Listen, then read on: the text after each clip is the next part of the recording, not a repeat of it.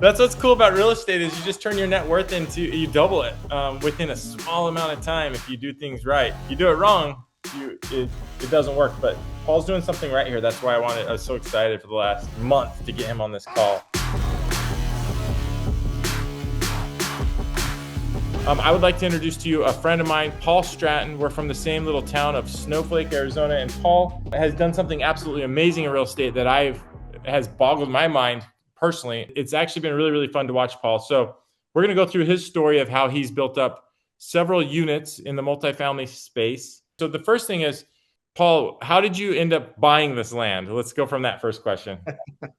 Well, I had a really good friend named Spencer Caldwell that owned the land. Little did I know that you actually owned it. It was funny because I was going to a rodeo one day up here in Taylor. And as I was driving into the rodeo grounds, there's this piece of land right across the street. And I looked over at it, and my girlfriend, who's my wife now, I looked at her. I said, you know what? One of these days I'm going to buy that land and I'm going to put the Rusty Spur on there. I'm going to call it a bar. Just playing around, just joking around, and I'll be danged if a year later I found out who owned it. And through persistence and through calling you, I don't know how many conversations we had over the phone and how many months it took. I think it took about 6 months for you to finally decide to sell it to me. But through persistence and your graciousness, I was able to acquire the land. And yeah. That's cool. So how big was it? How many acres? So it was an acre and a half. And the interesting thing is when I bought it, I had to rezone it. There was a trailer on there, actually a rundown trailer. The people had moved, left everything in it. The wiring had been stripped. So I had to actually demo the trailer, get it out of there. And that was coupled with tons of Chinese elm too. So I had to clear the property. But what interesting part is a house came up for sale that jogged into this property. I got it before it went on market. And so I'm not only able to build these apartments, I'm able to live here and build them at the same time. So the stars completely aligned. It was completely a miracle. Let's back up too. So I believe I bought the house at auction. I believe I did. So you bought the trailer that was on the land, but No, this house that was not part of the land, that jogged into the land, came up for sale. And that gave me two full acres once I purchased this lot. Did you buy the 1.5 acres before you bought the half acre or the Yeah, other I bought the 1.5. And then as I was rezoning it and surveying it, one of the neighbors said, hey, Paul, I think there's a house that jogs into that land that's for sale. That'll square you off 2 acres square. Yeah, it was a complete blessing. That's crazy. So I believe I bought the land at the auction, and I actually bought it with a partner that I don't even know how to say it nicely to my team, my guys, but it's just not active. So it probably took so long for Paul to buy it. For me, it took 6 months because I had a partner and I didn't know how to handle it and how to. I actually wanted to develop it, but not with this partner. I knew you had intentions for it, but I didn't think I think you just didn't know quite what to do with it at that time. Yeah, I did. And I don't even remember, how much did you buy the 1.5 acres for? I don't even want to tell you. Let's hear it. You sold it to me for $55,000. And what year was that? That was in 2019, I believe. So keep in mind, that means I probably bought it from auction like at 30,000 or 40,000. And so I'm sure I made a few bucks on it. I'm glad you made some money on it, Spencer. I'm sure I made a few bucks on it, but keep in mind, this isn't a very, very rural area. This is in Taylor, Arizona, behind the rodeo stand. So if anyone knows or been to any rodeo in Arizona, it's probably been the Taylor Rodeo. And this is like literally behind the grandstands at the Taylor Rodeo is where this land is. And so what I want to emphasize, though, is something Paul just said is about an idea or a thought. And so he called the Rusty Bar or Rusty Spur Bar. Rusty Spur. Yeah, the Rusty Spur, which, these ideas and dreams come into our head all the time. And it's up to us to like take action and like do something with them. These ideas that come into our head, make sure that you guys actually take action on these ideas and thoughts. And one thing that I try to be good about is if I think about someone random, in business or personally, usually that thought comes into my mind for a reason. And that means I need to take action on it. So that means I need to text that person immediately. So just taking action on those ideas, because those ideas become dreams. Those ideas actually become actions, which those actions get turned into dreams. So idea, action, dream. And so let's talk a little bit more about the dream, Paul. So 1.5 acres is developed. The other acre that you bought with the house, that's not part of the development of the multifamily, right? It was a half acre. No, it was a residential piece of property separately from this property that I acquired from you. It's interesting you said something about, putting forth action because, one of the biggest things that held me back was when COVID hit. I was full-fledged ready to go, but when COVID hit, I let fear hold me back when I should have pushed forward. And I think fear will hold us back, way further than failure ever will. And so, it took me until 2022, 23 before I actually started building, even though I had it rezoned. I remember him coming into my office several times. We actually office out of the same office, and I probably should have prefaced this. So Paul Stratton owns Stratton Inspections, and so if you've done any retail real estate, more than likely Paul's company has done the inspection, Stratton Inspections. So make sure that you guys are using Stratton Inspections for your inspections when you go to retail. But Paul came to my office several times and didn't start and was nervous, and I'd be like, dude, you just got to do it. You just got to jump in. So I'm glad you finally did. So you started building in. I mean, how many units total are built and rented out? So right now I've got 12 units, 2 buildings, so 2 sixplexes built and filled. And I'm currently in the process of finishing up framing on 2 more. Okay, so 12 units are filled, and you're in frame stage of 2 more sixplexes. Yep, I'm almost on a 4-way inspection on one of them and almost completed framing on the other. And okay. It's funny, if you walk through this wall behind me, you'll walk right out to the buildings. I'm up here in Taylor right now. Oh, freak, man. I wish your phone worked so we could do a little walkthrough. That would I know, right? I'd love to share some video and some. In fact, I know the audio didn't work. If we got time, we'll probably have you just load back on your phone and kind of walk out. It's dark. Yeah, it's a little dark, but dark. We can show you projects. So 2 sixplexes are already filled. 2 more start at 24. Are you going to be able to, and this is just all on the 1.5 acres, right? That's on the 1.5 acres. And I have another half acre that I'm sitting in right now. But you're living on that half acre right now. Are you going to clear off everything that's there and turn it into multiplexes? I think what I'll do is, and it's just a thought for now, but I may move this trailer off to another piece of property and build another one on this property. So you're going to be maxed out at 24 units on the 1.5 acres is what you're saying? Yeah, 26. 26? Oh, I'm sorry, on the 1.5, yes, 24. Yeah. 24. And why did 26 come to mind? Because I was thinking about putting a 4-plex on this property. So yeah, 28 actually. So okay. So let's back up. So he bought the dirt, 1.5 acres. It had a ran down trailer on it when I owned it, and you cleared it off, and then you went to the city of Taylor. And how did you get the zoning how did you talk them into letting you build 24 acres on 1.5 acres? So it helps because I'm from here. So I know a lot of the people on the zoning committee and at the town council. Not that that should matter, but I think that they knew that I wasn't going to build something trashy. I wanted to more beautify the place because, quite frankly, what helps me is there's a rundown trailer park next to me. So, and that's family or multi-unit. So that did help. But when I presented them the plan, I think the only pushback I got was from some of the neighbors because the county records were off. The property lines were off. I had property lines going through people's homes. And so I put them at ease and let them know, hey, I know the county records are wrong. We're going to get this surveyed and I'm not going to encroach on your property. So long story short, I mean, their fences are a little bit on my property, but it's not affecting me. It's not affecting my setback. So it was a win-win for everybody because I beautified the neighborhood as well. So you cleared the trailer off, you have a cleared land, and then you went to the city of Taylor and started working with the council. And how long did it take you to rezone it? A month. Oh, really? Yeah, it was pretty quick. That's amazing. And did you have to hire an attorney to do it, or did you just did it all yourself? No, I went there by myself and presented my plan to them and had my drawings of my buildings, and they passed it. That's awesome. That's amazing. So let's talk about that. Who did you get to draw your plans and your buildings? So I did some research for like a year, and I went online and I started searching like architectural plans, and I came across this website called Plan Source. And they draw plans for residential, multi-unit, commercial.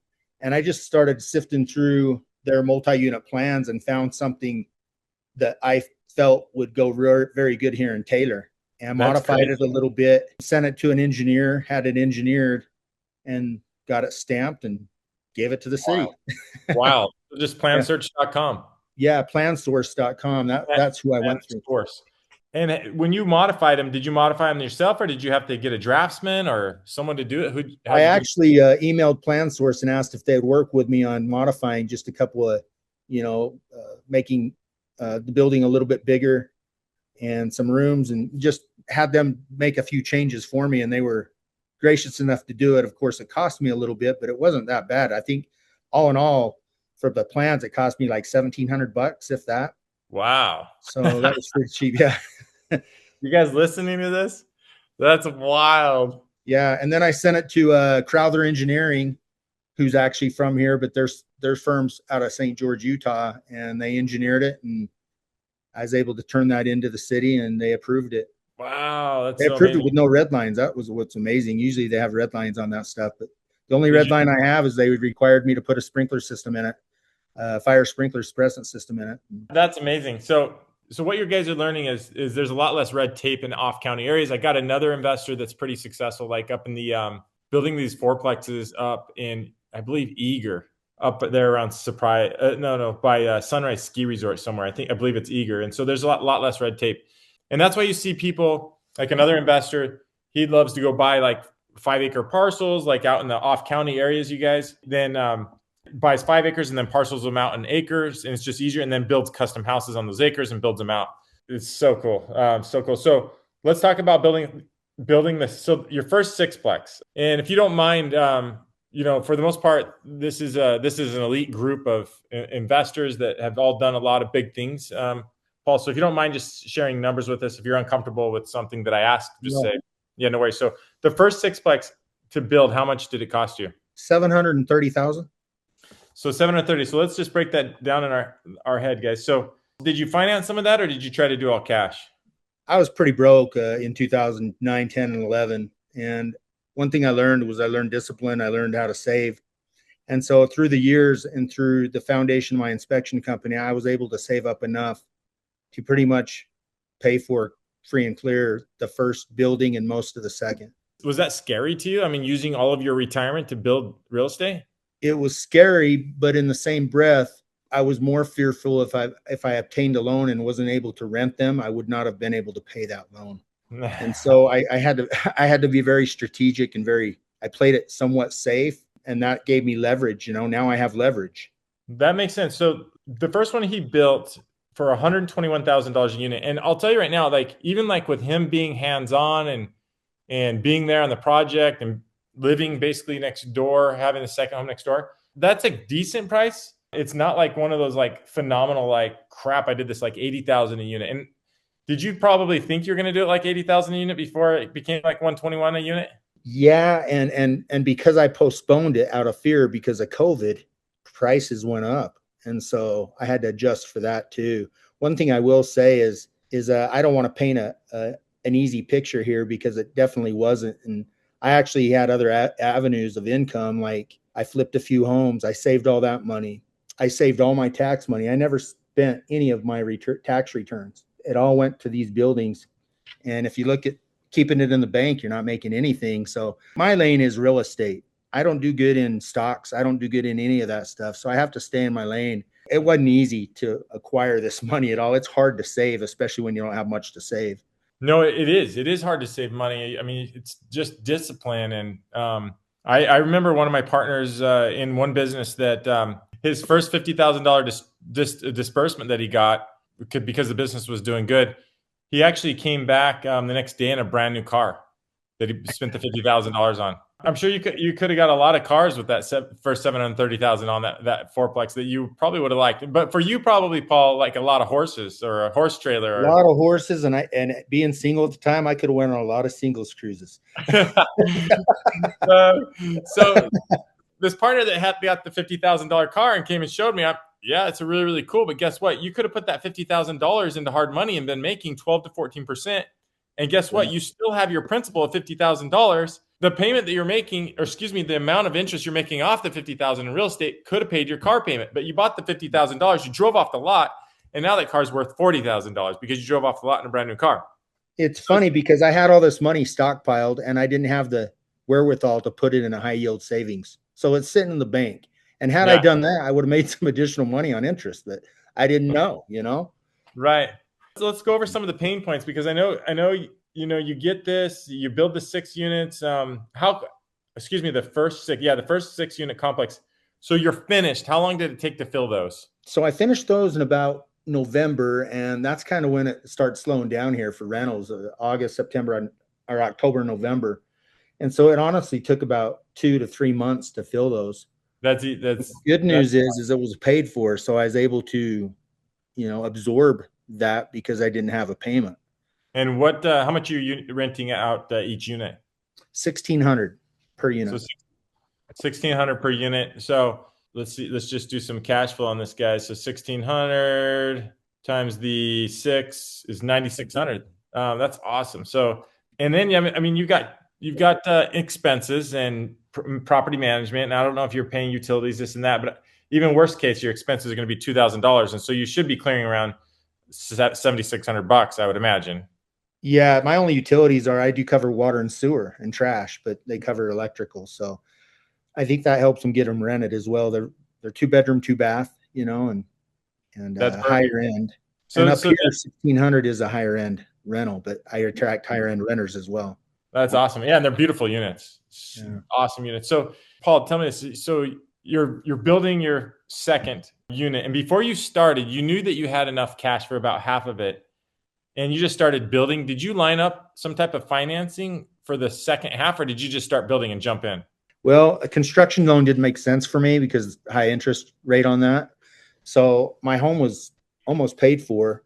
And to be honest with you, I only need an additional 200,000 to finish this building, because I took the rents from this other one and applied it to these over the year because I waited a year. So that helped me to some too. But I only took 200,000 out of my home equity line of credit and used that. Nice. And then finished off your second sixplex. So now we have Yep. 12. And then Now we I have 12, and and and I that's paid off.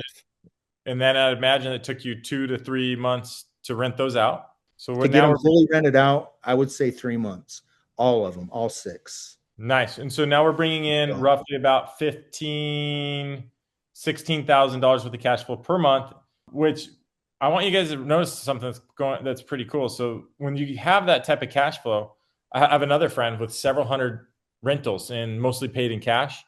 And the thing is with the several hundred rentals, and same thing with Paul. I mean, when you're generating $100,000 worth of cash one way or another, you can either go pay taxes on that $100,000 cash, or else you can go buy another rental or build another sixplex. And so you've got this generational wealth creation system that you can't slow down at this point, which is really, really exciting. So, you built the two, you've got 24 units filled. No, sorry, 12 units 12, filled. 12 units filled.